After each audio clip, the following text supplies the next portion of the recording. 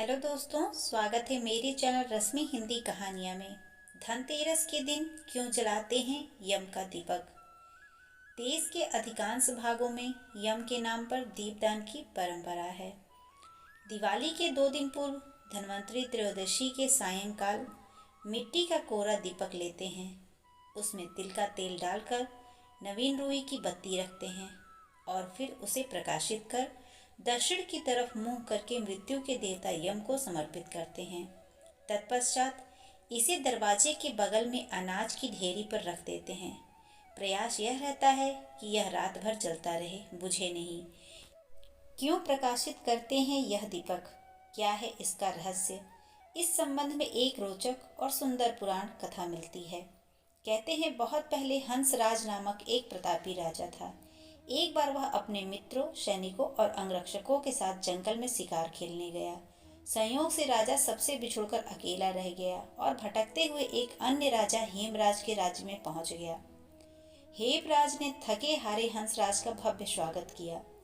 उसी रात हेमराज के यहाँ पुत्र जन्म हुआ। इस खुशी के अवसर पर हेमराज ने राजकीय उत्सव में सम्मिलित होने के लिए आग्रह के साथ हंसराज को कुछ दिनों के लिए अपने यहाँ रोक लिया। बच्चे के 6वीं के दिन एक विचित्र घटना घटी।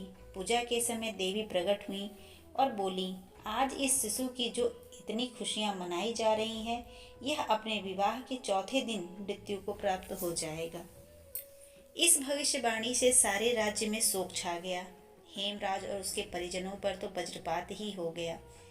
सबके सब स्तब्ध रह गए। इस शोक के समय हंसराज ने राजा हेमराज और उसके परिवार को ढांस दिया। मित्र, आप तनिक भी विचलित न हो, इस बालक की रक्षा मैं करूंगा। संसार की कोई भी शक्ति इसका बाल बांका नहीं कर सकेगी। हेमराज ने यमुना के किनारे एक भूमिगत किला बनवाया और उसी के अंदर राजकुमार के पालन पोषण की व्यवस्था कराई।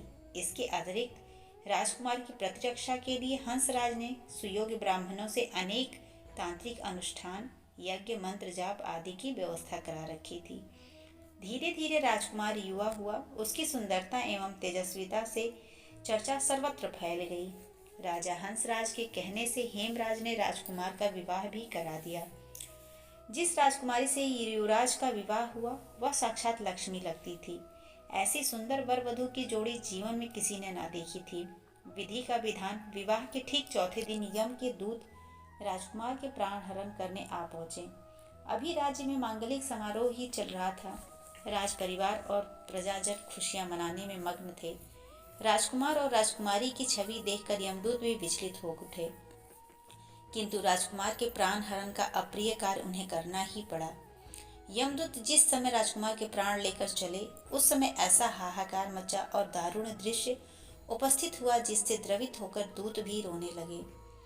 इस घटना के कुछ समय पश्चात एक दिन यमराज ने प्रसन्न मुद्रा में अपने दूतों से पूछा, दूतों, तुम सब अनंत काल से पृथ्वी के जीवों का प्राण हरण करते आ रहे हो।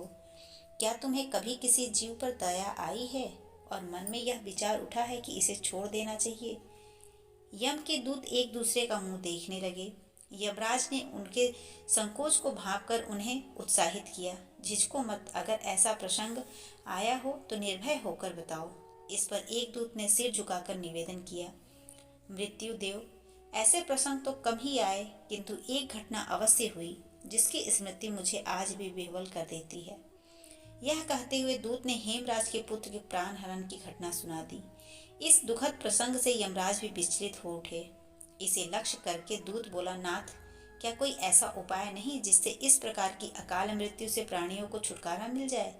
इस पर यमराज ने कहा, जीवन और मृत्यु सृष्टि का अटल नियम है तथा इसे बदला नहीं जा सकता, किंतु धनतेरस को पूरे दिन व्रत और यमुना में स्नान कर धन्वंतरी और यम का पूजन दर्शन अकाल मृत्यु से बचाव कर सकता है।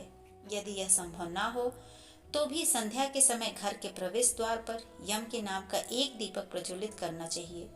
इससे असामयिक मृत्यु और रोग से जीवन मुक्त प्राप्त किया जा सकता है। इसके पश्चात ही धनतेरस के दिन धन्वंतरी के पूजन और प्रवेश द्वार पर यम दीपक प्रज्वलित करने की परंपरा है। दोस्तों, अगर आपको ये जानकारी अच्छी लगी हो तो कमेंट बॉक्स में लिखें। वीडियो पसंद आई हो तो वीडियो को लाइक, शेयर, चैनल को सब्सक्राइब करें। धन्यवाद।